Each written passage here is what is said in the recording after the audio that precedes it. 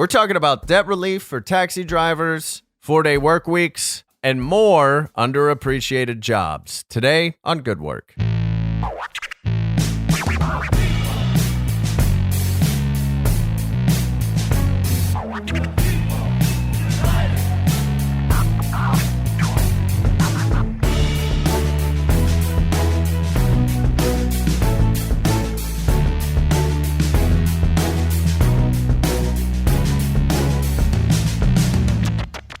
Hello, workers of the world, and welcome to Good Work, a roundtable discussion show about the world of working. Working is a major part of our lives, so we should talk about it. I'm James Mastriani. I'm Matt Newell. And I'm Jake Lloyd-Bacon, and we are comedians, writers, performers, not journalists.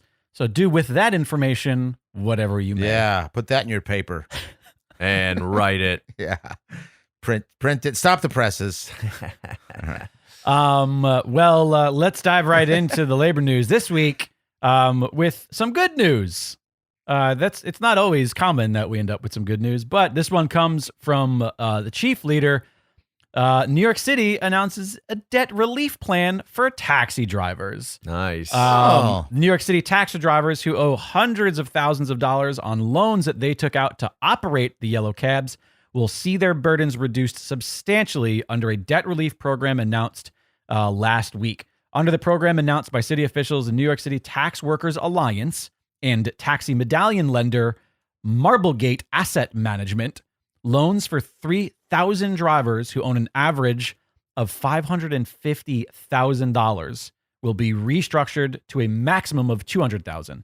And of that $200,000, $30,000 will be covered by a grant, and the balance will be secured by a city-backed guarantee, the officials said. Clear as day. I just understood everything you said. It was a lot of numbers there. So essentially, 3,000 drivers owe an average of $500,000. 3,000 owe $500,000. Which is now being maximum. It's being topped off at $200,000. So right there, that's 300,000 immediately Good for them. Yeah. topped off. Okay, great. So that's the maximum. And then of that, if they still owe $200,000, $30,000 is being covered by the grant. And I'm on a train going so if you're 70 miles an hour heading east. Yes. And I'm a bullet, and I'm going.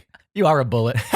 You know what's interesting to me? Because like people might not know, because I think like when it comes to the debt relief that governments give out sometimes, we saw it recently with the student student loans and stuff. We didn't even talk about that. We haven't even talked about that. It's always like, oh, what?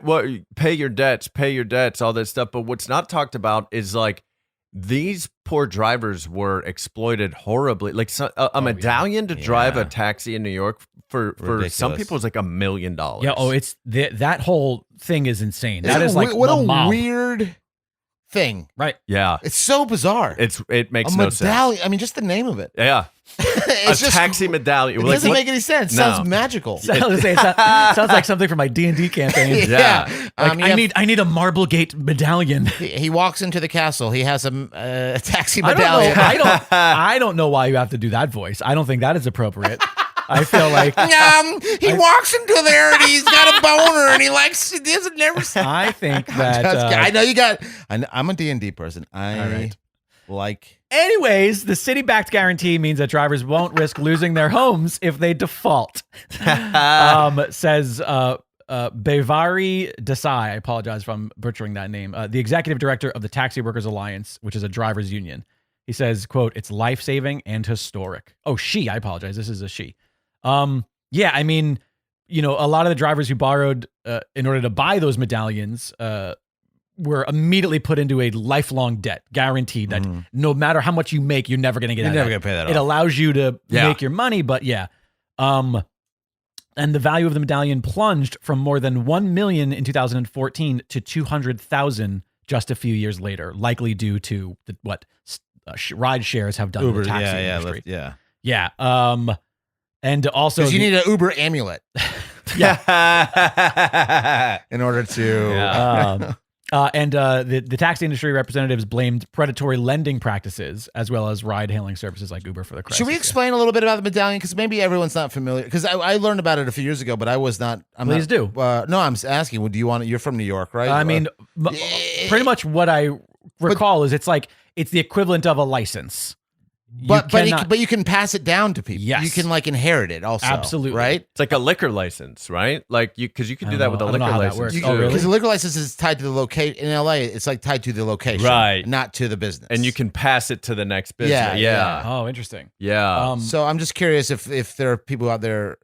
Yeah, let me see. Yeah. I mean, let's do a little bit of a mini quick research on the taxi medallion.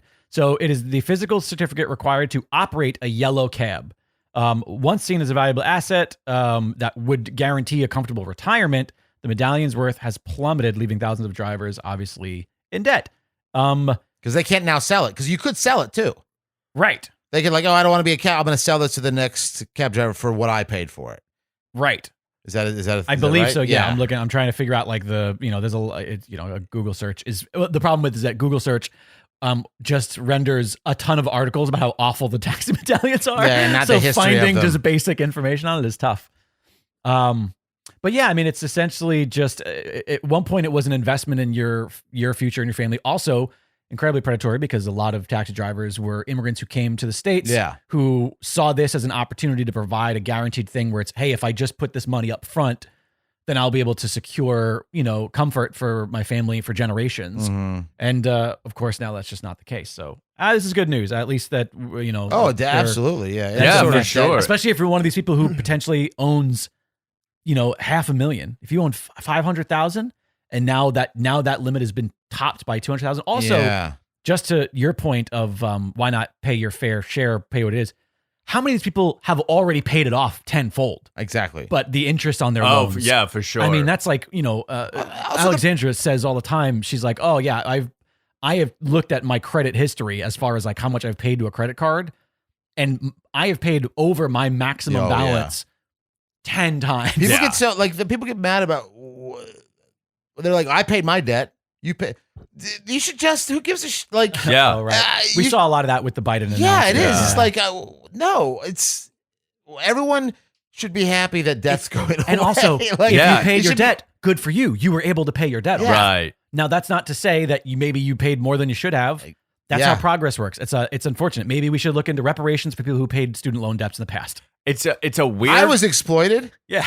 You should get exploited. Yeah, Exactly. exactly. It's It's a a weird thing. But that's what my a argument. weird moral compass. I My know. argument is it should be the other way around. It shouldn't be. I know. It shouldn't be, hey, you should have to pay because I pay. It should be, hey, I paid a bunch of shit. Why don't I also get something now as well? Yeah. And we should all fight for everybody. There'd be who's no been, movements ever happening if Exactly. if it's like, well, I didn't get to vote, so you shouldn't get to vote. Yeah, totally. It's Yeah. like, what are you talking about? Yeah, we like- want to move forward, not Progress. stay still. Women's suffrage would have never made it if so many women were like, well, no, I can't. Like, what a weird grievance to have. Exactly. Yeah.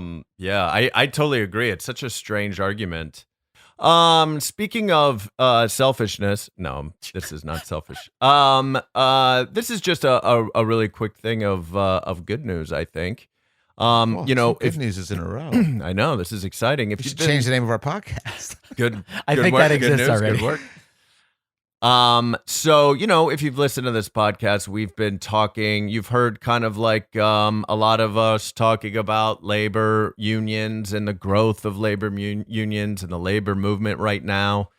Well, for the first time since 1965, the popularity in a Gallup poll, the popularity of labor unions has reached its highest point. 71% of Americans now support labor unions, which is up from a low in 2010 of 48%. Wow. Wow. Yeah. So the majority is now on the side. And Yep. now that is not people who are in unions, just people who support the unions. No, only 10% of Americans are in unions. One of the lowest percentages in the modern, capitalist industrial world is 10%. But 71% support. So I think that this is, I don't think you can look at this any other way other than like, this is amazing. This Progress. is really great progress. I just feel like it's got to be young people, right? Like that's what yeah. my hope is Yeah. all that it's young people. This is like people who are now being polled and voters. Gen who- Z. Yeah, I don't think it's Change. 90-year-olds changing their No. minds all of a No, sudden. exactly, yeah. I think Yeah. it's the new You know people. what? You know what? I know that I'm. Hey, my whole life I fought against them. It does make you wonder why in 2010 was it so low?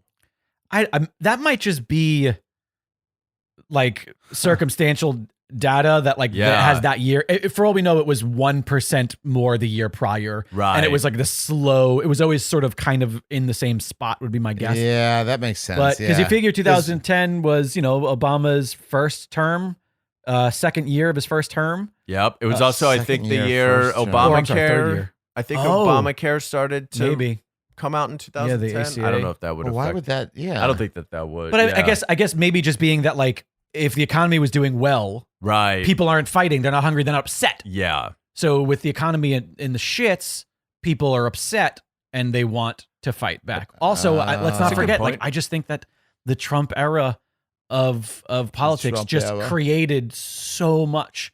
Yeah. It created so much fight on the other side, whereas like people were activated. We had Totally. all these, it was like a bunch of Manchurian candidates being like, wait a minute. Yep. I hate this person so much that now I care about things I didn't really truly care about before. Yeah. Because it's been brought to my attention and my grandmother's yelling at me on Facebook. Also, the Trump administration and all the people in his administration were so over the top that I feel like it lifted a veil of everything. And suddenly everybody was like, these people feel like they're from the fucking Hunger Games. Sure. Like, they look like they're from the Hunger Games. No, they don't have that kind of style. Yeah. And I feel like everybody was like, wait a second, this suddenly things feel less mystified for me. Right, yeah. All of a sudden things started feeling more possible that you thought this was never possible. Yeah. They're never gonna overturn Roe v. Wade. Right. Yeah, totally. Yeah. Fascism couldn't come to America. That kind of stuff. But yeah, I mean, I know. I feel like this has to be a lot of the young people. Hell, we didn't talk about it last week, but we have our first Democratic, is it senator or person in the House in Alaska, the woman who beat Sarah Palin. Yeah, the native woman who beat Sarah Palin for the first time in 51 years. There's a Democratic. I'm forgetting whether or not it's the Senate or the House. I feel like an idiot now, but I think it was the House. I think it's the House. It's the first time there's been a Democratic seat held for Alaska in 51 years. That's incredible. Thank you, Sarah. Yeah. Thank you, Sarah Palin. Out there protecting your cubs. But also like eating honey, getting stuck in honey, getting stuck in trees like a grizzly bear. Remember shooting wolves from helicopters? Wolves, that's just like a grizzly bear does. Yeah. A mama bear. Yeah. Well, great news. Great news. Guys. We're going to change our direction now. No. Oh, good. I got a little bit of good news, too. 3 in a row. How about this? It's a September miracle. This is from Forbes. Forbes. Do you have to say it like that? Forbes. Forbes. Is that a magazine or a newspaper? I know that. Oh, no, but that, in fairness, that does sound like somebody in my D&D campaign. That is one of my friends. I like to use I cast a spell. Why? That was the best you can come up with. I cast a spell. Why? I cast a spell. I use my sword to chop a guy. Why a 4-day working week could be the way ahead. Doesn't that sound nice? A 4-day work week for people who work 5 days. For people who work 3 days, that sucks. But if you already work 5 days, it could be the way ahead. Wait, what the fuck? I worked 5 days my whole life. Why should you get to work 4 days? That's bullshit. Yeah, this is like one of like 3 or 4 articles about the 4-day work week. So it must be like in the zeitgeist. I feel like it is. Or it must be like we're moving toward it. Hopeful future guest of our program, maybe that's putting too much out there, Adam Conover, did an episode about this on Adams Ruins Everything, where he spoke to an entrepreneur, a guy who runs his own company, who adapted a 4-day work week and noticed that they were significantly more productive, that people did more work in the 4 days than they did in the 5 days. Yeah. Because the 4-day work week does actually put a little bit more pressure on the worker to get what they need to get done before the quote weekend. But also it's not so much so that they're crammed. It's because most of the time we're just wasting most of our 1 of 5 days, or like a little bit of each day anyway. Yeah. And so that was when this was brought to my attention, that apparently there are companies out there who've been putting this in practice, at least as recently as a few years ago. And I think just the pandemic itself, according to this, has kind of helped show that the way, not necessarily like 4 days is the right way, but like there's other ways. Right. So it's not just like we didn't know we could work from home. Right. Or a lot of people didn't know, and now we realize we can. So I think people are looking at other ways to work, and not just the hours and or the days. But do you think that it's Do you think that some of the people in charge, what do you always refer to this class as like the managerial class? Is that just the MC? Is that what you call them? The PCM, the professional or PMC, the professional managerial. Got it. Do you think that the PMC, which is a terrible rap group, by the way, do you think that they are noticing that people working at home, that nothing is changing for them, that their bottom line isn't changing, and that is why maybe they're more open to adapting? Like, when obviously I'm saying some of them. Not all of them, I think so. Yeah, I mean, that could be it too. But I do also know that there was that article that came out. We didn't bring it up last week, but how all these companies, banks and stuff are wanting people back by Labor Day, and they're kind of ending remote. Are they like stating they're going to fire people if they don't come back? Or I think they were implying that, but I don't know what happened with that though. I mean, you got to assume that we're now a week past Labor Day, guys. Oh, we are a week past Labor Day. Well, if you got fired because you didn't go back to work on Labor Day, let us know. I mean, I don't know if that was I don't know if you had to come back on Labor Day, but they were setting that as like a deadline. It's like maybe Tuesday. By then, we want to get these offices up and running. Yeah. You've had your fun for the last 2 years of fucking chaos and fucking your terror. pajamas, your at-home COVID test. You have to, instability, all that stuff. You've had your fun. Come back to the office. Yeah, squeeze back into your slacks. you sausages. So, do we have actual companies that we know that are adopting the 4-day work week? I think it's bigger in Europe. Right now. This is all. This article is mainly focusing on the UK and why it could work here. Okay. The UK is one of various countries in the midst of a 6-month experiment involving 70 businesses, and recent research suggests that nearly 3/4 of the country's workers are in favor of the idea. One of the companies involved in the pilot program is Happy, a training company that has challenged established ways of doing things since it was established in 1987. Founder Henry Stewart, who sets out his approach to bringing joy to work in his book, The Happy Manifesto, says, so far the trial has gone far better than we expected. People are really enjoying their days off, and as a result, their well-being is better, which is better for us. He also said that the employees were more focused during the 4 days. So this is more of a this article is looking at the UK as a template. It's like a pilot program. Yeah, there is exactly. I did find something here. I could have sworn I remembered this at some point earlier in this year. Panasonic in Japan has offered employees the option of the 4-day work week, which they said, quote, can free them up to take side jobs, volunteer, or just relax, as a way to sort of counteract, I think, the really hardworking nature of capitalism in Japan. Yeah. And they're trying to be like, hey, if we can adopt it and it works for us, then there's no reason it can't for other companies. Is the option to take less pay? What do you mean they're giving them the option? Who wouldn't take it? I don't know. I mean, the Microsoft Japan previously experimented with a shorter. I'm sorry, I'm trying to find more information. Yeah. That was pretty much just what it said there. Okay. It said, an option to cut down stress of workers. Panasonic also from Forbes. That Panasonic, just offered employees the option. That's all it specifies. I mean, it might just be experimental, but it's not entirely unseen. Apparently, Microsoft Japan also did something called the Work-Life Choice Challenge, which gave 2,000 employees the opportunity to choose a variety of flexible work styles according to the circumstances of work and life. Work styles. Does that flexibility include not working? My style is to not work for you. Yeah. But I don't know. I feel like it's such an obvious thing to me because totally.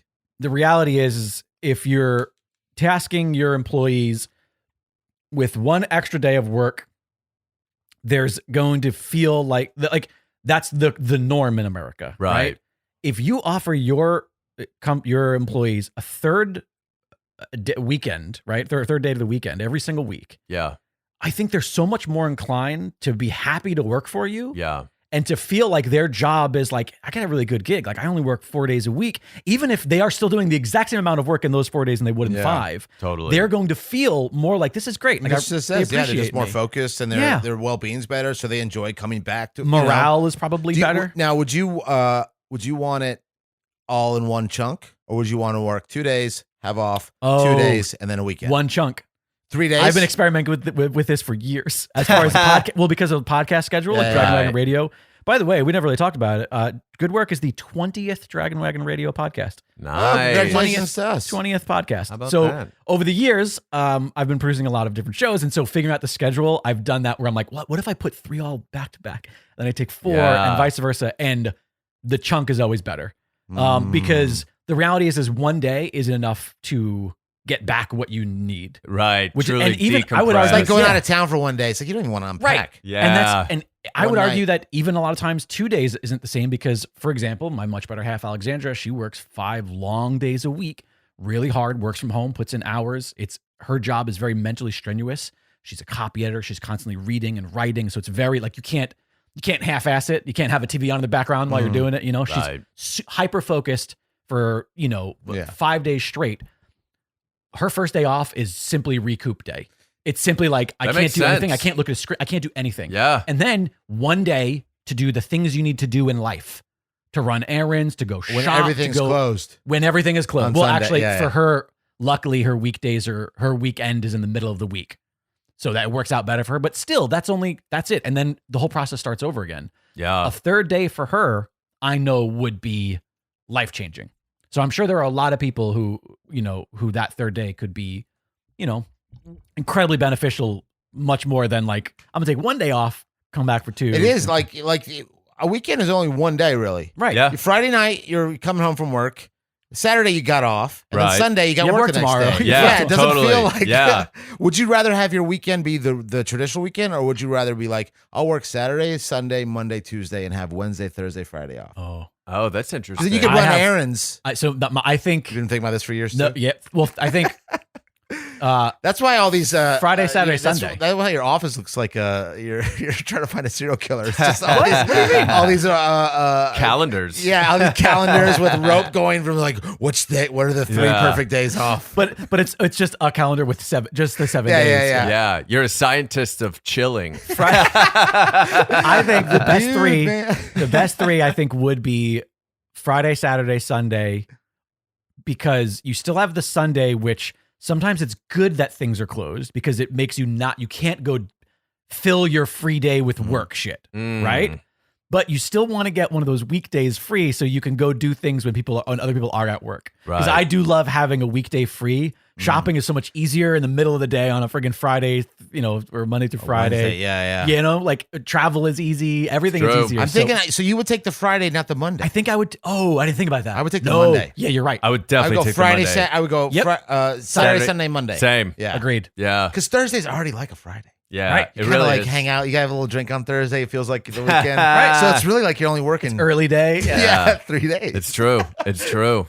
Okay, now what if you had 7 days off a week? Okay, all right. Where would you Which- start? Which 7 days did you want? I would go to sleep at 2 a.m. I would wake up at 3 a.m. Work a little bit. Go back to bed. I wonder if any of our listeners have a current 4-day work week. If Yeah. so, let us know how that works out for you and whether or not you love or hate it. And what are the days? And what days do you take off? Yeah, you just give us all your information. It's also like I feel like Europe does this stuff way more than we do. Of course. Yeah, I wish like the people that are really patriotic and jingoistic, I wish they recognized how far behind the rest of the world America is in labor rights and like kind of like got into the nationalism side of that. Right. Let's Yeah, get better. exactly. Let's Yeah. beat Europe in labor in labor rights. Let's Yeah. be number one, you Let's guys. be number one. A few Yeah. episodes back, we talked about how like As we're number opposed- 27th in the American yeah. Dream or some shit. Yep. Yeah, the only labor rights that they're for is anti-abortion Yeah, or whatever yeah. that Taking is. those Yeah. away, too. Take those forcing labor. Forced birth. Yeah. Forced births. Oh, like somehow we ended on bad news. Yeah, that was Yeah. This is a We weird. started good news. I guess we'll keep our name. This is a weird way to segue into these commercial breaks. Classical mythologies have shaped the very world we live in. Yeah, whatever. I don't have time for dense, dusty old books, Paul. Great. Well, that's what podcasts are for. Oh, good point. Join me, Paul, as I teach my best friend and improv comedy partner, Sarah, all about mythology on Myth Understood. Mythology is frequently explicit, obscene, violent, and bizarre, though, right? Yeah. So there's a lot to joke about and improvise along the way? Yes. Oh. So come for the mythology and stay for the absurdity on Myth Understood. Available now at mythunderstoodpodcast.com and your podcast platform of choice. It's misunderstood. This episode of Good Work is brought to you in part by The Chief, a New York City-based newspaper focused on municipal government, civil servants, and the important issues affecting New York State and federal employees. Visit thechiefleader.com, where you can subscribe for as little as $2.75 a month. All right, welcome back, workers. So this week we are going to do our second round of most underappreciated jobs. If you listened to our previous episode, it was underappreciated jobs of the past and Of yesteryear. Well, yes, that's right. What was there was something who wipes the butt of the king? The pure something. Yeah, What there was was the pure finder who has finder. to search for dog shit. That's right. I like that you said it in unison. For tanners? Yes, yep, yeah. Tanneries. Yeah. Tanneries? So really captivating Good thing stuff. to a tannery. Check that out. I think that was called Pure Talk, that episode. That's right. And today we're going to be discussing underappreciated jobs of today. Just a couple, because Just a God knows couple. there are plenty of them. There's so Yes. many. This is We'll not do the this complete forever. list. We'll do this Yeah. forever. This is not all of them. No. And, here on this podcast, we recognize that the phrase unskilled labor is bullshit. Right. No labor is unskilled. All labor is labor. It's necessary. I do want to do a quick shout out to a job of the past, though, that I stumbled upon recently, and I think it's so funny and interesting. So before alarm clocks were invented in the 1800s, there was a job called a knocker-upper. And it's not what you think it is. I was going to say. Not what your dad is. A knocker-upper was you were hired by your company, and this company would walk the streets in the morning, and it was your job to wake up people in the neighborhoods. Now, Interesting. some people had different kinds of instruments. Some used bamboo sticks or really big wooden batons to beat on the door. Other people would tap on the windows with Right. long sticks. My favorite innovative way, though, was oftentimes they would walk the streets and shoot dried or frozen peas at the window until somebody came to the window. From what? From Like a little pea shooter? Like a little blow Like dart? a straw. There's a picture of it. There's a picture of it, and we'll have this Oh. picture on our Discord Yes. as well as our Twitter. It's literally a lady holding. I don't even know how to describe She looks this. like Ron Weasley's mom. Yeah, it does look like Ron shooting Weasley. a straw at a window. But it's a huge straw. It is like yeah, it's maybe like a blowgun kind of. a foot long. Yeah. Amazing. I mean, this sounds like how a great gig. Precise. Like, could you have your alarm? Did Right, You say like, right, yeah. Good Is question. it like 6:05, Yeah. or is it like within the half hour? Yeah. We're like we do your block at 6 o'clock. So you're depending on where your Oh, depending on where your okay. house The is. block. With where your house is, you might have you Can might you be snooze it? You can't snooze Oh, it, is right? there a snooze button? Yeah. You have to if go I toss outside. in an extra $5, Have will him she his head. come back in 15 minutes and This do it is- again? I mean, this is an amazing gig. Oh, what a weird knocker upper. Knocker upper. It Nowadays is- they just yeah. call them gardeners. Am I right? Let me sleep in. Hey, Hey. whoa. Also, imagine that's your job and you go to the bar that night and you have to wake some of these people up. Right. And it's like, man, you are hammered. Who's I waking have- you up? Yeah. Right. Who knockers up the knocker uppers? Oh, that's a good question. Who knocks up the knocker upper? There's no Is alarm that a good clock. question? Thank you for saying that's a good question. That but is a it's- good question. How? Oh man, we've reached existential. I did not mean to break James's brain. You broke it. There's no alarm clocks. So But who wakes them up? my favorite thing is Roosters. my favorite thing is the use. My favorite thing is the use of who knockers up. Who knockers up the knocker uppers? Not knocker uppers. Who, Yeah. Who knockers knockers up, up, or yeah. knock ups? No, it's knockers up. Knockers knock, up. knocking on Knockers hero's up, door. everybody. All right, knockers Who up. knockers ups the knockers uppers. Well, That's a great job of the past. Yeah. Underappreciated. So underappreciated. Or maybe what did they say? What they got paid?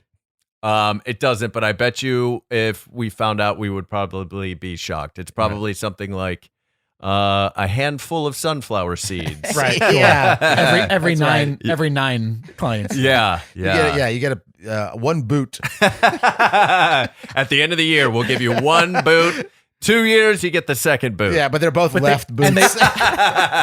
And they tend to fire people out about a year and 9 months. Yeah. Well, I got a current job, and again, this is not a complete list. This is not even in an alphabetical order. This is just what I was thinking about. Okay. A bus driver. Bus drivers. Bus driver. City bus. School bus. Greyhound. Greyhound bus. Any of those bus drivers. Average salary is $40,000 a year. Not a lot. Not a lot. For all the shit. Have you ridden a bus? Yeah. I've ridden a bus. Yes. Oh, boy. You know what I'm talking about? Like, not a car, Jake. Right. I'm talking a long car. Yeah. Like a longer car. Lots of Right. strangers. Lots of on board. strangers. You have to deal with, I swear, so many videos of somebody fighting off. It's crazy. On a bus. Like a bus driver fighting somebody off. Yeah. And kicking. I've seen like 4 TikTok videos of somebody kicking someone off of the bus and then driving away. They have to put up with people who don't want to be there. Sure. Yeah.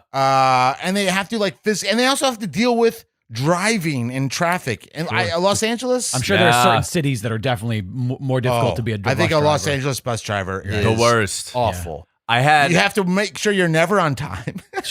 Yeah. Because I waited for the bus once. It was not according to that schedule. That schedule is not. Well, they're beating off lunatics with sticks while they're like Okay. They're beating them off.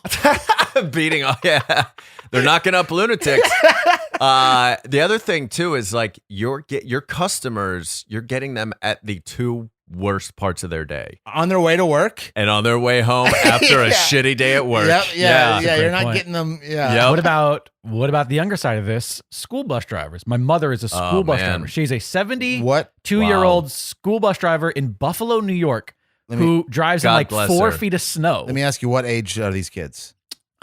She works for a district, so depending on what time of year, what time of day, she deals with kids that are really little. So high and school, high middle school. Oh my gosh. It's depending on your routes and whatnot. Damn. So Does she have which one's worse? she's never could really s- specified. I think I'm guessing that my mother is like, what's the bus driver from South Park? The Miss Crabtree. What was her name? I feel like she's sort of that. She's probably I the just know angry Auto lady. Man. She probably yells at people. I bet you she would say the little kids are better. Because she just doesn't like teenagers. Because most people in their 70s don't like teenagers. Yeah. But They're here's the scary. thing, though, is like, I don't think she makes $40K a year. Like this has Oh, average. I think this is average, I think So- this is also Also, city or not. Yeah. there are a lot of other things that at least I can only speak to her experiences that she's told me about.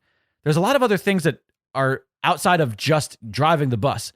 She lives in a place that is constantly freezing, constantly chilled with snow, with ice on the ground.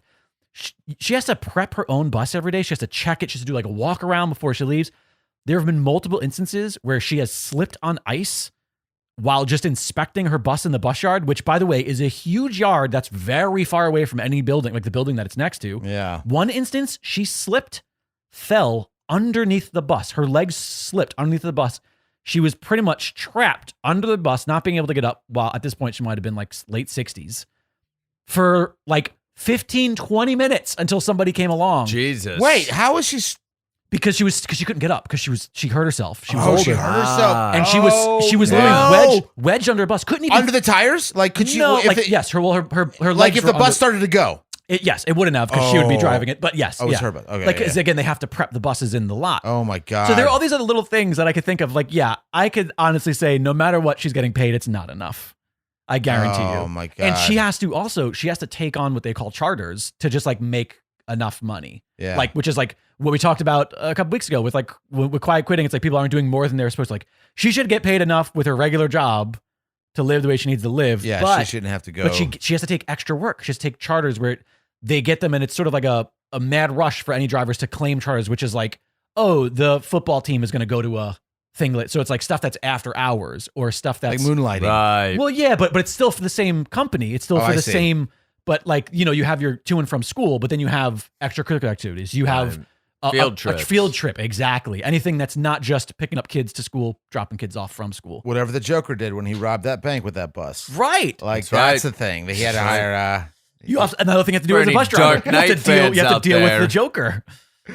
But yeah, that's. I mean, if you Yeah. drive a bus, then more Thank power you. to We you. appreciate so you. I underappreciated. appreciate you. Yeah. So underappreciated. And you know, this is going to come up a lot in these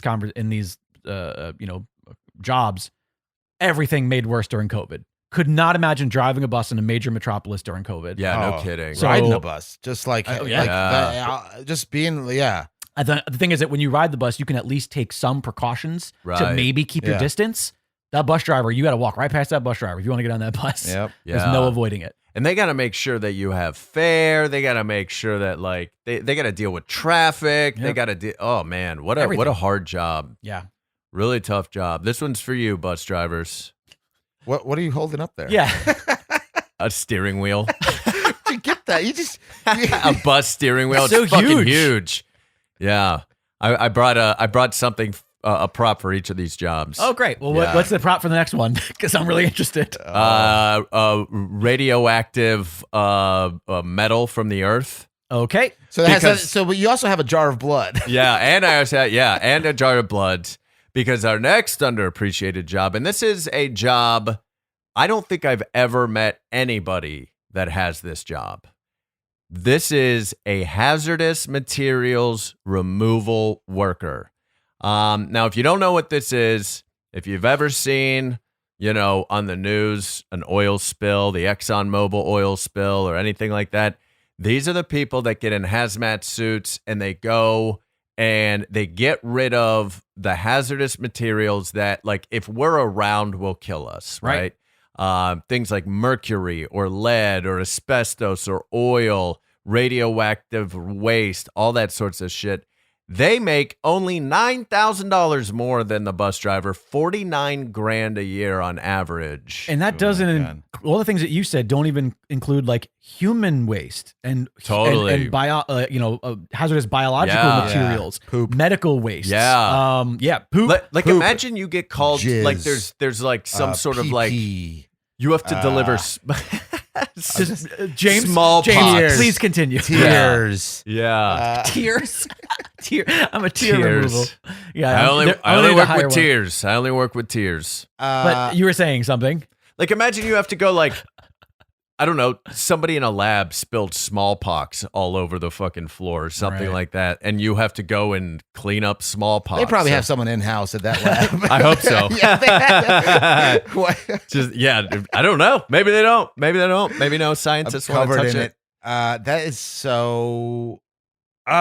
Yeah. I mean, just the amount of danger involved in the job. And, this isn't most dangerous jobs. There's plenty of, most dangerous things out there. Totally. Yeah. But there is something to be said about occupational risks Yeah. versus like, all right, I'm willing to do this thing that is dangerous for Yeah. this amount of money. But also just imagine like everything is bureaucracy and everything is humans. So therefore, no matter how big your company is, no matter what your job is, there's always some idiot who's making a mistake. Yeah. Right? Yeah. Imagine the meticulous accountability that every person on that ladder has to have. Yeah. Like, who are we ordering our hazmat suits from? Who are we? Totally. Who's scheduling like the handoff of items? Where's disposal? Who's ordering the Clorox wipes? Yeah. Like who's making? Do we have those? We don't have those. Do we have Clorox Do you know where we wipes? work?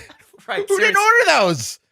What do you guys think is the most hazardous material on Earth? Radioactive material. Yeah, yeah, it's gotta be. 100%. Like that's the Stuff stuff that you causes you're cancer. you're in contact with it for.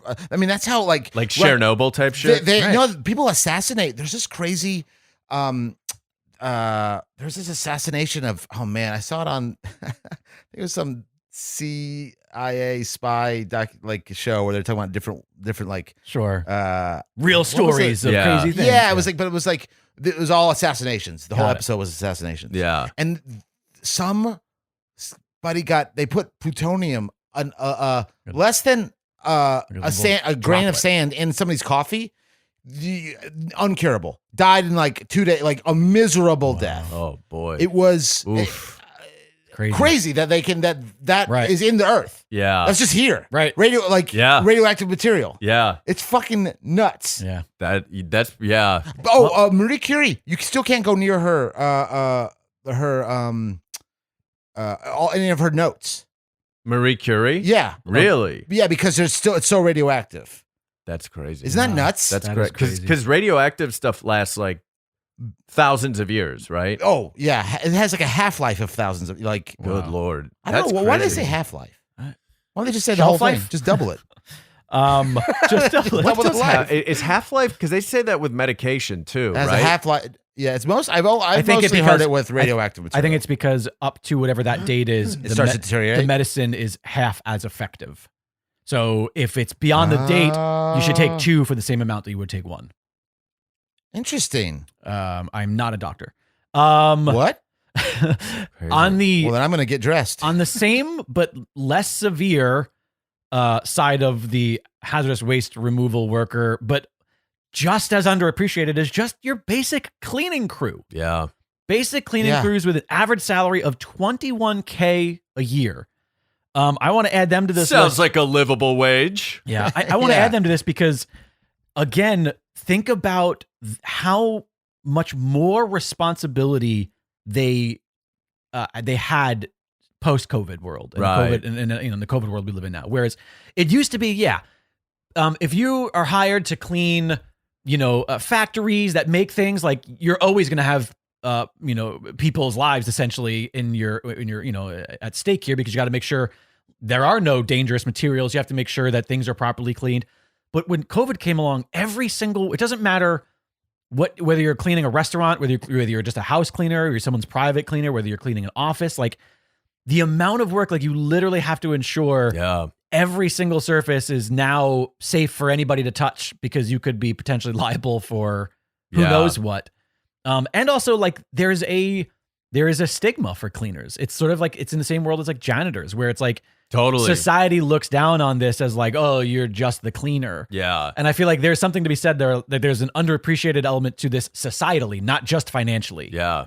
Where like we don't appreciate the people who literally keep us safe, and now even more so with COVID. Totally. Yeah. I mean, like, we have freaking monkeypox breakout in LA. janitors and cleaning crews have just as much to do with, life expectancy and such Right. as doctors, right? Like, Right. you can't have a dirty operating room. You can't have, you can't stay in a place that's just full of like, bacteria and that sort of thing. Totally. It's so underappreciated. And I couldn't even imagine just because I used to work on cruise ships, right? And they have like housekeeper, cleaning crew Right. type. And man, they work sometimes like 16-hour days, Jeez. and they make like $500 a month. It's fucking crazy. Yeah. Wow. It's I mean, I hate the worst. It sucks to clean. It's awful. It's the and to worst. clean somebody else's stuff. No, man. So Yeah, you know, that's the other it's part like of it. I'm Yeah. like clean. I'm not cleaning. It's one thing to clean your own toilet bowl. That's your shit. Yeah, That's for like sure. this is like Right. man, public, like cleaning Yeah. public facilities. And then So- also, like, people are never happy, I'm sure, with the amount of cleaning you do. I'm sure it's always like, they have to deal with angry customers that are like, oh, there's a spot over here, Right. Let me ask you this: what's the this just is my ignorance? What is the difference between a janitor and do they like fix stuff too? Is that like what makes a janitor? That's a a janitor? great question. That is a good question. I always thought that it was just a different word. Just at a school, janitor versus I right. thought janitor was like the guy. Because there's also custodial, which is different as well. I think that's like a fancy term for. It's like yeah. I always thought that was the just job like, of a cleaner is purely to clean a designated area, while a janitor's job also includes maintenance. So Okay, yes, there you go. So It is, there you yeah. have. Now the question is janitor versus custodian. ooh, the ultimate fight. The custodial wars. A custodian is a person who has responsibility for or looks after something. Oh, So it might not necessarily be Cleaning. a custodian might hire janitors or oversee janitors, is my guess. Ah, Maybe. Look at that. I like that. Well, they are. I agree. They're very underappreciated. Absolutely. We appreciate. Here's to you. What do you got there? You got something for them to hold up? You're holding up something, James? Yeah, that's right. A sponge. Yeah, Good. but it's a giant sponge. It is huge. Larger than the Yeah. steering wheel. Yeah. Yeah. It's got a octopus friend. Okay. My next underappreciated job, and this is both of mine just come from what I just thought of recently, what I've been talking about. A bouncer / cooler, like Dalton in Roadhouse, where I brought up last week. Yeah. Yeah. A bouncer / cooler, and that for you don't know, a cooler is someone Yeah. goes in and like cools it off in there. It's going to like a rough place. See, We want to make it chill. We don't want trouble. I always thought I did not know that. I always thought cooler to mean the now casino term. That is another term. Right. That's a different term for a cooler. That's somebody who's like, generally- I want to cool down this person's hot streak. Yes, somebody who's generally unlucky, who Yep. plays cards bad, Yep. who generally can ruin somebody's. There's a whole great movie starring William H. Macy Yes. called The Cooler, which is outstanding. He so if I were winning at blackjack, they would send like a real loser in, like James, to sit next to me, and his loser energy is so strong, so powerful that it would sap whatever great luck and great charisma I have, and I would leave the table because I don't want the house doesn't want me taking any more of their money. So, but hear that MGM Grand? You should have hired me. Yeah, There's a different kind of cooler. But though. you applied to be their tiger trader. Yeah, I tried. Yeah, I tried. I tried a bunch lion. of things there. None of but them took. Bouncer cooler $37,000 annual income. So less than more than a cleaner, less than a bus driver, less than a hazardous materials remover. I don't know why we're comparing them all. Somebody started that earlier. They just have to deal with the worst people. Awful. Also, the same similar to a bus driver. It's like you're preventing people from going in if they're too drunk, and they clearly can't be reasoned with if they're too drunk. Right. Yeah. So you're having to rip their throats out. Entitled and drunk is such an awful Entitled and drunk? Yeah. Oh my. Yeah. Such an awful combination of like, I'm entitled to be in there and I'm so drunk and I can't be talked to. And everyone wants to fight you because you're the biggest dude there probably. Yeah. Like, I mean, those bouncers are also very scary. A lot of them are fucking terrifying. And a lot of them are off-duty cops, and we're not talking about them. We don't mean them. No, yeah, they're not underappreciated. Yeah. Are a lot of them off-duty cops? They are, Yeah. At least in a- LA, they are, yeah. yeah. It's a I didn't know popular that. side Yeah. hustle, or even private security. Where it's like Totally. not necessarily a Yeah. quote bouncer, but you work private security. When I worked at the Improv, our bouncers were off-duty cops. I remember. Same. Yeah. Oh, wow. And what do you think, other than being big? You Do you gotta think- be willing. You gotta be like, kind of like maybe not like confrontation. I know what you're gonna ask, but maybe I'll let you ask it. Well, I was just gonna say, like, what qualification wise, like, what kind of training do you think, like, is there a certain I don't. security bouncer training guys? I have very minimal No. experience with this, but We might I guess. have worked in some clubs to where As a bouncer? no. Well, technically, when I also worked at the Improv, and when you're a quote door guy, they consider you a bouncer. So at some point, yes, I technically was a bouncer at the Improv, even though I would not bounce anybody. I would just say, "Could you please be quiet?" Yeah. Anyways, a lot of them are like not. It's not like there's a requirement, but they're going to try to find people who have some sort of I police see. or military training. And then a lot of it is also just like, does this person look like nobody's going to mess That's with what them? size. I Yeah. think It's that's really- what size is important in this case. There's- In this Yeah. case, Right. But yeah, it's got to like Right. look. I don't want to. It's about intimidation. It's about presence. It's like, oh, somebody who everybody's going to know they're there.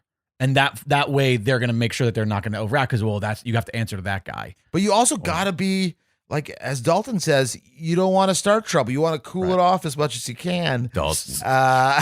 Also, can I say, even a subset of underappreciated people within the bouncer community, female bouncers. Guarantee you, female bouncers are even more underappreciated than male bouncers because they probably don't get hired. Probably don't get hired, and they probably don't get money. Or Yeah. respected. Or respected. Yeah. They probably get more bullshit. Right. Like, fucking stop me from going. man. Yeah. Well, bouncers, this one's for you. What do you got there? What I have here is a taser. I would have went with trampoline personally, but I get it. Okay. Oh. No, I got a taser. I'm going very literal with these. What else you got for us, I think Jade? trampoline's literal for bouncers. He's literally bouncing. Fair. Wait, did you just get that? I did. I totally just got that. I appreciate you placating me and just Yeah. going, oh, great, and moving on and not saying, I don't know what you mean. So I didn't know what thanks you for that. mean, and now I get it. Thank you. Yeah, very good. Here's one. Maybe the most hated job in the world. Depends on what they do. Or what the call they make. Because it could be the Exactly. most loved. Or the most loved. 50-50. That's true. That is the balance of it. That job I'm talking about, that underappreciated job, is sports referee. Oh, boy. Average salary of $30,000 a year. And you basically get paid less than a living wage to be hated by half of the people in attendance every moment of that's a amazing. 3-hour fucking game, right? Also, the and like, scrutiny. yeah, like, and you hear about it all the time, and even in like, I'm not even talking about professional referees, like high school referees, middle school referees, that sort of age. Little league umpires. Yeah, you want to talk about entitled and drunk, like that- the parents. Oh my God. Parents of little league kids and Or shit. like you said, high school even. High where it's like a school. little bit more legit. Even college. I'm Good sure. Lord. Yeah. Good. You call a strike and they think it's a ball or. I don't know why, but the first thing that came to my mind is Billy Crystal in Forget Paris, where he was the NBA referee. And he makes a bad call, and the entire movie just starts with the entire arena Yeah. chanting bullshit at him. Yep. Wait, what movie? Forget Paris. Oh, It's like a rom-com, but it starts with because he's an NBA referee who makes a bad call, and then he's just like, Oh. he can't escape it. He gets in a cab and he goes like, "Hey, you're that asshole referee who Like called they on Charles recognize. Barkley." Like, Yeah, they recognize. yeah. So- Also, a lot of them have day jobs too, Oh, I'm sure because they must. they They work work so little. They work so little, Oh, for Especially- sure. seasonally, but also like NFL. You like NFL, work 16 days. Yeah. 16 days a year. Right. If you work all like, are they assigned to a stadium? I wonder? I assume that they are probably assigned to Like a locally, they don't have to location. travel. I don't know. That's a good Well, question. then so that's if it's- 8 games a year because only half of them are home. Right.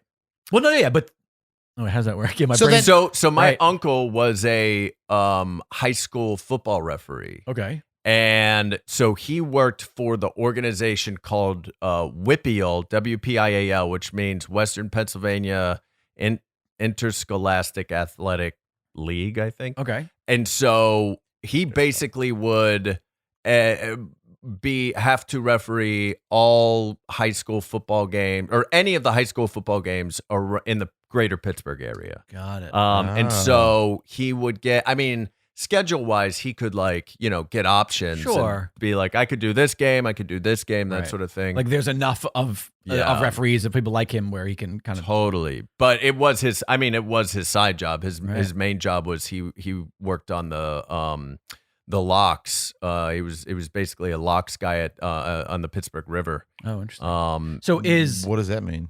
So basically the rivers have it's like this man-made lock to lower boats as they come in to like slow What down is a the lock? You say traffic. man-made lock. What's a lock? A lock is this device, this mechanism on a river that like lowers boats down Does to it it's almost lower like a the water dam. level?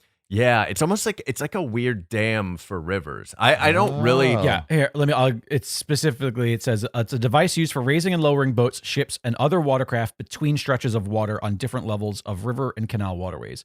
So it is exactly what it does. It's to help clear under bridges. It's to ensure that the bottom of a boat does not hit the bottom of a shallow area. So it's Interesting. just a way of like adjusting the height of a vessel in water for any purpose. Yeah. So he was that and a referee. Yeah.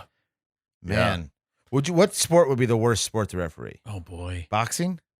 No. You get punched to the face sometimes. I don't know. Oh yeah. Basketball would be tough. I think because Just the speed of it. yeah. I think hockey. the speed would be Hockey tough. because you're skating I the think whole hockey- time. Oh, I think man. hockey refs. I Hockey always would think be rough. I get a lot of flack for this. I think hockey is the most difficult sport because you have to have the agility of every other sport, but you also need to learn how to skate backwards. Hey, that makes and sense I think, to me. I think soccer is the second one just because of how long how big the goddamn field is. Field is The amount huge. of cardio you need. So what about like? Do you I think both of those referees are equally difficult because the sports are also difficult. Yeah. Right. But there's not as many of the. I mean, those NFL ones be running down the. I mean, That's I true. see them Sure. like it's That's crazy. true. Sometimes Sure. they'll. I think I But- saw a but- game where but they the he was like difference- keep it up with the, the running thing. Running a 4.40 at 50 years old. That's Here's crazy. the difference though: is they're Oh, no, watching yeah. they're watching play for 12 seconds at a time. That's true.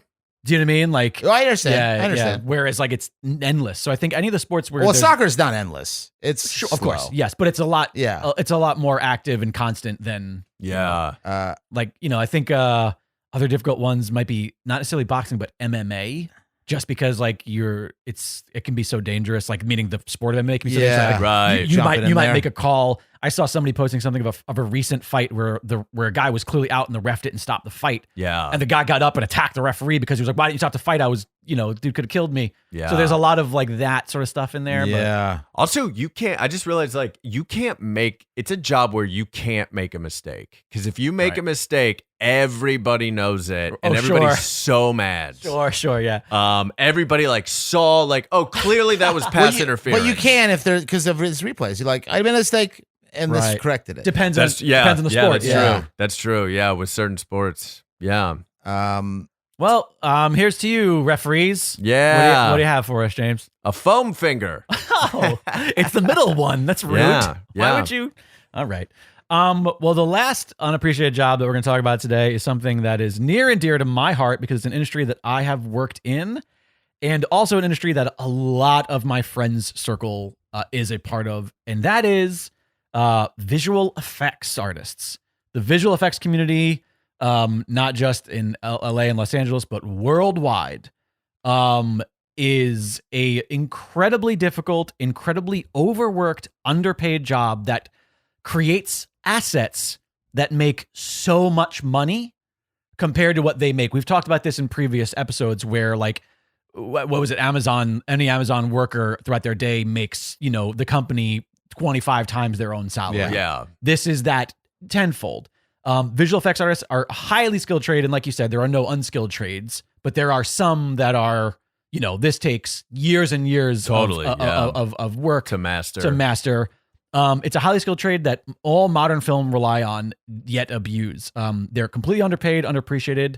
And my favorite example of this that it actually, was such a big deal that a documentary was made in regards to it. A really incredible company called Rhythm and Hues. Clever. Was the company that worked on Ang Lee's Life of Pi.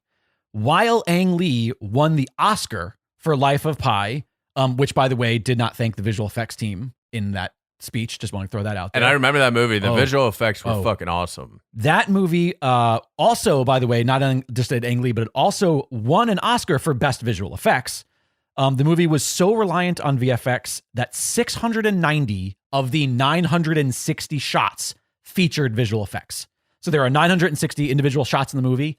690 of them feature visual effects. Now, please explain visual effects for, I know what it is, but Okay. what specifically, is it someone creating and designing these, It's like CGI characters? that is part of it. That's So part of visual it? effects is anything that you see on screen that isn't captured in camera. So if we are filming an action scene and a guy is running down a street and we blow up a car behind him, okay? And we do that live on set. We blow the car up, we see it. It happens there. That's special effects. Special effects. Now, if on that frame they add additional debris falling from the sky, if they change the background so that it was shot on a green screen, that's visual effects. I see. Visual effects is anything done in computer in post-production. It's also removing wires, removing any yes. sort of Tons boom of mics things. or whatever. Yeah. So 690 of the shots in that movie are VFX. 446 of those shots were created by Rhythm and Hues. So the more than half of the shots in this entire movie were created by Rhythm and Hues, which at the time it won the Oscar was filing for Chapter 11 because it could not pay its workers. Holy shit. Life of Pi made $609 million at the box office. I mean, this is absolutely absurd. What's the average salary? So the average salary is anywhere between, but it's really hard to gauge this because so many visual effects people are quick independent contract hires where these records are kind of shady and hard to find. If you work for a big company, you could make $40K a year. But that is such a small amount of the people who are employed because most visual effects artists in today's age are independent contractors who a company like Rhythm and Hues will be pushed so thin on such hard deadlines that they will have to find outside people to aid them in the work that they need to do. The demand is so incredibly high. And honestly, it's one of those things that we talk about how I'm never going to be upset that, Will Smith makes however many millions movie. You love him. Because no, I don't. I really don't. But anyways, a guy like that makes a ton of money because like he's the reason the movie's getting greenlit. The difference is how much of that additional budget is going to the rest of the people. Like, and it's like, some people, it's like Parvesh was talking about. Some people are also getting their cuts because they're producers and that sort of stuff. Right. It's about fair share. But anyways, yeah. So Ang Lee came under huge fire for all this visual effects stuff while winning the Academy Award. And there was a huge protest that was even occurring during the Oscars outside while this movie was winning the Best Visual Effects Award inside. Now, was it a practical protest or was it all VFX? No. They had a special effects protest for their visual effects. And to think about Life of Pi too, it's like it was a kid in a boat on a blue screen. Yeah. The water, the tiger, everything. Yeah, those types of movies, you're like, would be nothing without visual effects. Also, totally, it should nothing to watch. It'd be so boring. How many visual effects artists would work on a movie like Life of Pi? Oh, hundreds and hundreds. Oh, and interesting. Worldwide. So Life of Pi specifically, I have a VFX breakdown of Life of Pi here. Just because that's the movie in question here. Rhythm and Hues had 1,350 employees across 5 studios worldwide in 2013. Which allowed that studio to move forward in the pipeline 24 hours a day. Yeah. So, for example, this one shot of the tiger on one side of the boat, the kid on the other, and the boat moving horizontally across frame, like parallel to camera. So it was like a really picturesque horizontal left to right screen. That exact shot, the exact same shot, the background is being prepped in Kuala Lumpur while the tracking, which is like figuring out what the stuff is going to go, all the little dots on the blue screen. Yeah. That's happening in a place called Hyderabad. The water lighting is happening in Los Angeles. So they're going through and trying to figure out the lighting of all the water shot. The tiger is being rendered in a company called Cave, which is, I didn't specify where that is. And then the animation of the tiger and compositing all those elements together are all happening in Mumbai at the exact same time. That's crazy. That's so interesting. I did not know. I had no idea about that. And so many people, and like there's like one person whose job it is like, I'm just working on the fur. Oh, I'm just doing the fur. That's all I'll ever do is the fur. My hope, hope, get a good fur guy. Yeah. My hope is to do an entire episode about visual effects and unions in the future with a couple of my friends. I have friends who've worked on every major movie there is. For example, I had a friend whose entire job was BB-8 in Star Wars. His entire job for years was getting rid of the dude on the bicycle and fixing the errors from that process. Errors was the word I was supposed to say. That's crazy. Yes. Yeah.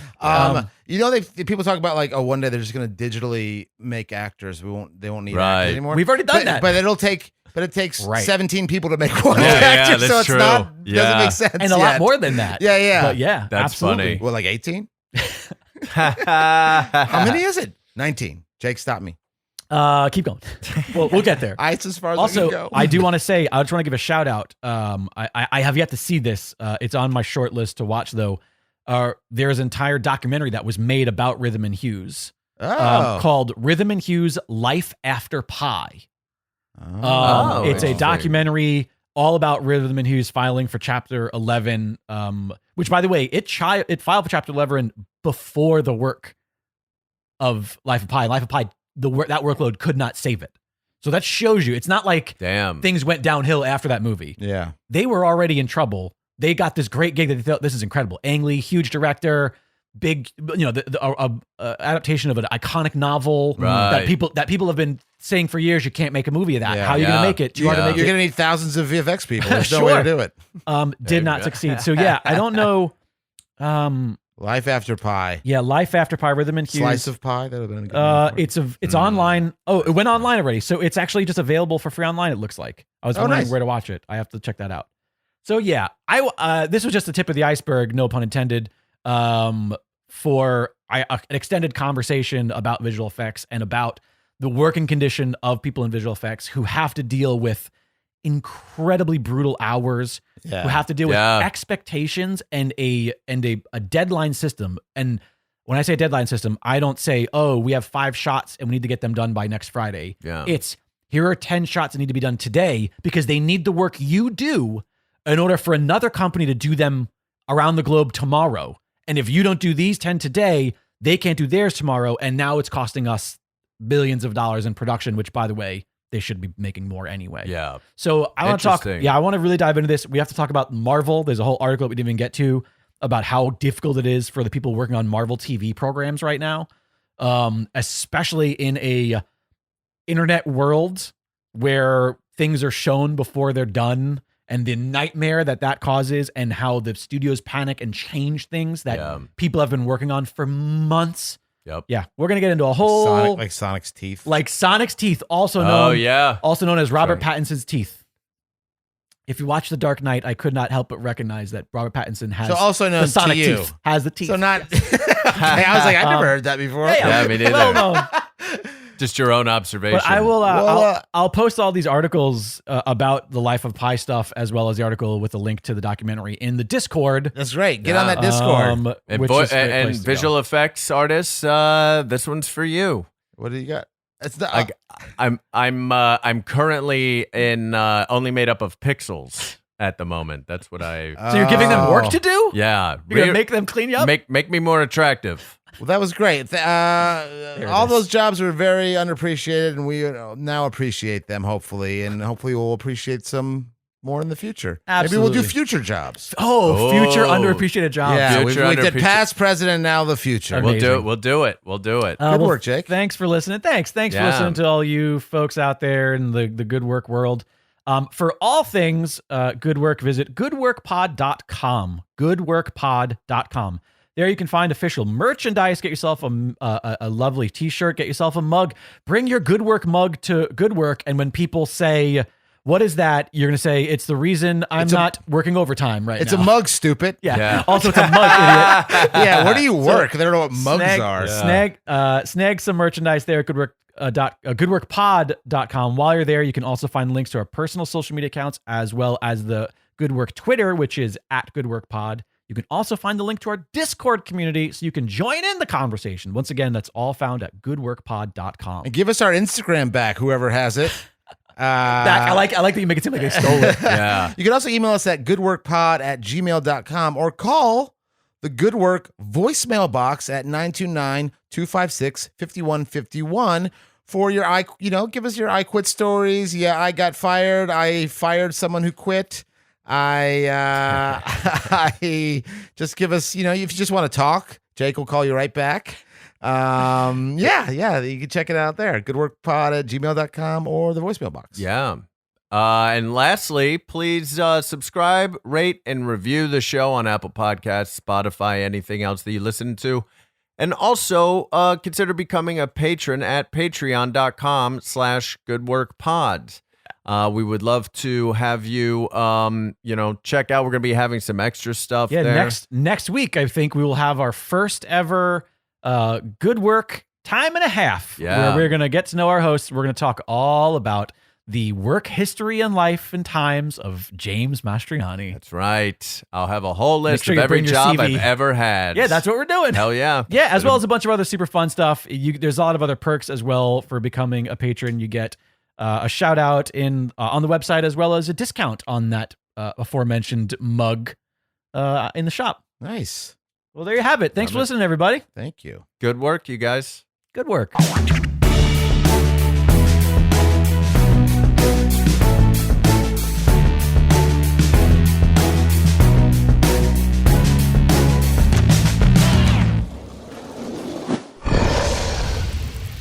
It's Dragon Wagon.